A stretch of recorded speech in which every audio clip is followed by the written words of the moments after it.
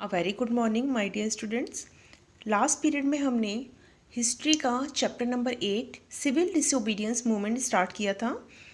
इसका page number 36 में हमारा द पेशावर सत्याग्रह तक हमारा कंप्लीट हो चुका था। आज हम स्टार्ट करने वाले हैं पेज नंबर 36 से सोलापुर सत्याग्रह।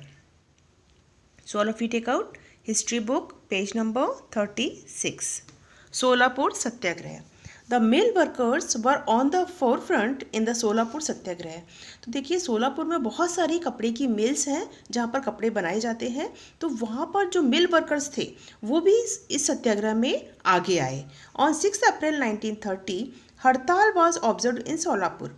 6 मई 1930 को सोलापुर में बहुत बड़ी हड़ताल देखी गई। A huge procession was organised in Solapur. बहुत बड़े स्केल में वहाँ पर प्रदर्शन ऑर्गेनाइज किया गया सोलापुर में। The district collector gave order of firing on the procession. तो जो वहाँ पर ब्रिटिश गवर्नमेंट का डिस्ट्रिक्ट कलेक्टर था उसने फायरिंग करने, जो भी आंदोलन कर रहे थे प्रदर्शनकारी थे उनके ऊपर फायरिंग करने का ऑर्डर उसने दे दिया। किसने? डिस्ट्रिक्ट कलेक्टर ने।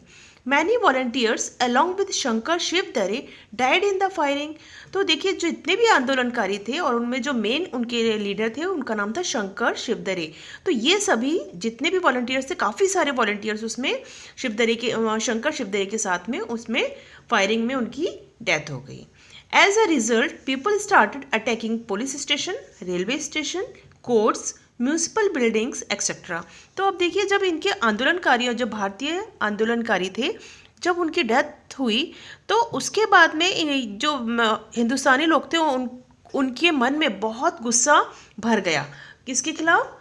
ब्रिटिश गवर्नमेंट के खिलाफ। तो उन्होंने क्या किया, जितने भी ब्रिटिश गवर्नमेंट की ऑफिसेस थे, पुलिस स्टेशन थे, रेलवे स्टेशन थे, कोर्ट्स थे, म्यूनिसिपल बिल्डिंग्स थे, वहाँ पर अटैक करना स्टार्ट कर दिया। देखिए as a result people started attacking police station, railway station, courts, municipal building etcetera. सभी जगह पर उन्होंने अटैक करना स्टार्ट कर दिया। The government declared martial law and the agitation was suppressed. तो देखिए क्या हुआ, अब ब्रिटिश गवर्नमेंट भी चुप बैठने वाली तो थी नहीं। उसने क्या किया, ब्रिटिश गवर्नमेंट ने मार्शल लॉ डिक्लेयर कर दिया। अब मार्शल लॉ क्या होता है? मार्शल लॉ मीन्स कि कर्फ्यू का माहौल हो जाना। आपको मालूम है ना, कर्फ्यू में कोई भी बाहर नहीं निकल सकता, बहुत ही इमरजेंसी हो तभी बाहर निकल सकते हैं, नहीं तो हमें घर के अंदर बंद रहना पड़ता है। हमें किसी भी काम के लिए बाहर हम घर से नहीं निकल सकते।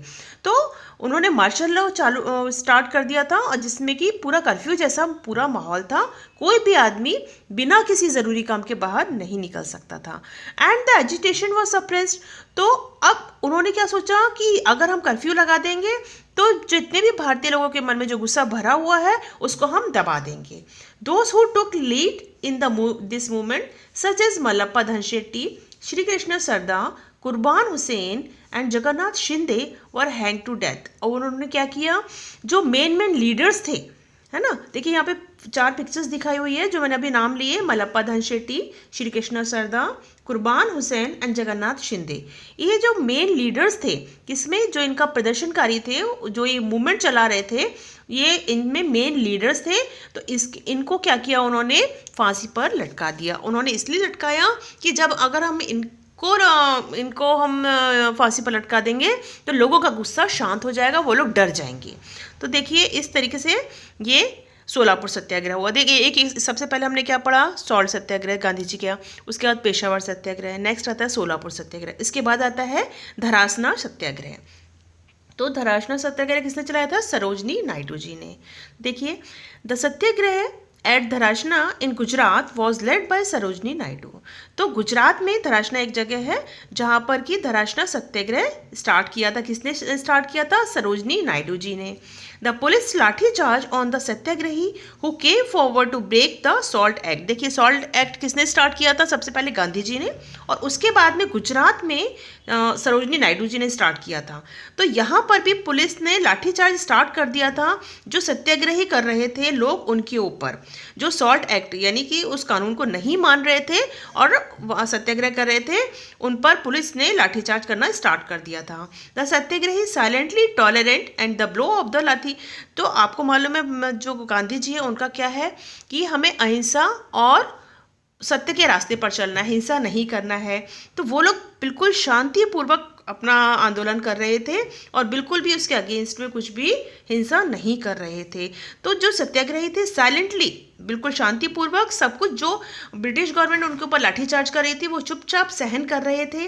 When they were taken away for medical aid, another batch of satyagrahi came forward to replace them. तो क्या होता था, जब वो बहुत अधिक घायल हो जाते थे, जब ब्रिटिश गवर्नमेंट उनके ऊपर लाठीचार्ज कर रही है तो वो बहुत अधिक घायल हो जाते थे, तो क्या करते थे, उनको जब मेडिकल हेल्प के लिए, मेडिकल ट्रीटमेंट के लिए उनको हॉस्पिटल ले जाया जाता था, तो क्या होता था, जो दूसरा बैच है वो आंदोलन करने के लिए आगे आ जाता था। इस तरीके से कंटिन्यू जो उनका आंदोलन था वो चलता रहा, वो बिल्कुल भी रुका नहीं, एंडलेसली बिल्कुल भी रुका नहीं।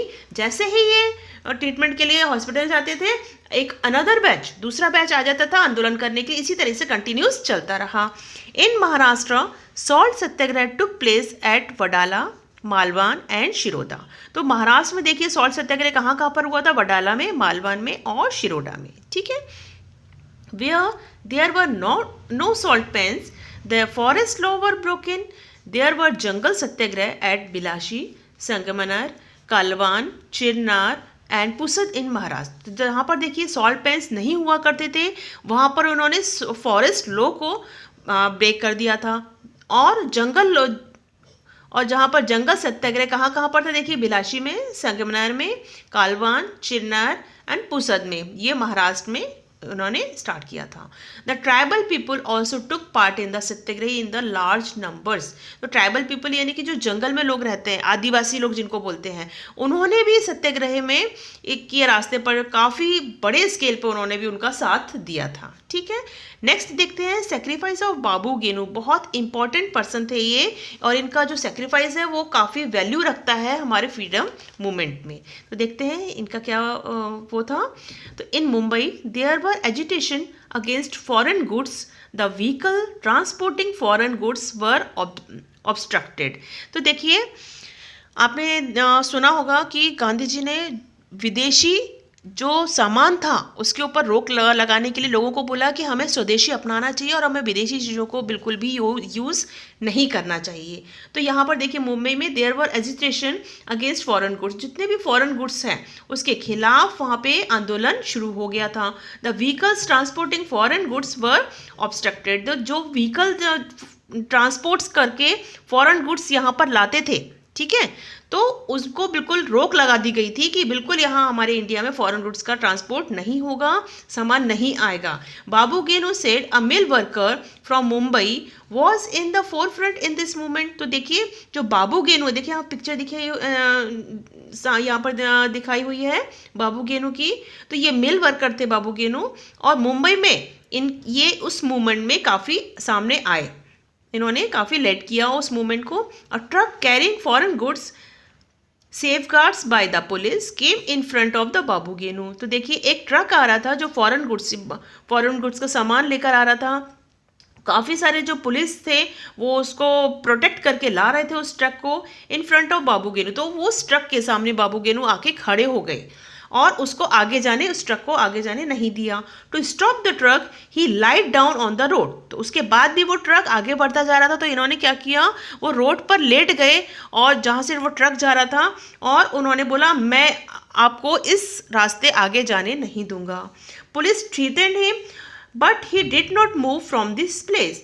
पुलिस ने उनके ऊपर प्रहार किया, उनको हटाया, लेकिन वो हटने के लिए तैयार ही नहीं हुए। Finally he was crush under the truck and देखिए फिर उन्होंने कहा अगर आपको आगे जाना है तो आपको मेरे ऊपर से, मेरी लाश के ऊपर से गुजरना पड़ेगा। तो finally he was crushed under the truck. क्या हुआ, जो ट्रक था उनके ऊपर से लेकर चले गए।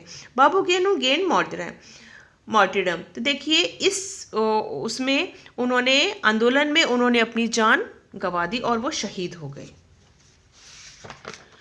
This sacrifice of Babu Genu gave inspiration to the national movement. और ये जो सेक्रीफाइस था उनका, ये जो बलिदान था बाबू गेनू का, इससे बाकी लोगों को बहुत इंस्पिरेशन मिलती है नेशनल मूवमेंट के लिए। ओके, आई थिंक आज के लिए इतना ही। आगे का चैप्टर हम नेक्स्ट पीरियड में कंटिन्यू करेंगे। आज मैं आपको रिटन वर्क भी दे रही हूँ, सो आप लोग हिस्ट्री की कॉपी में उसको लिख कर लर्न कर लीजिए। Okay student, thank you, have a nice day.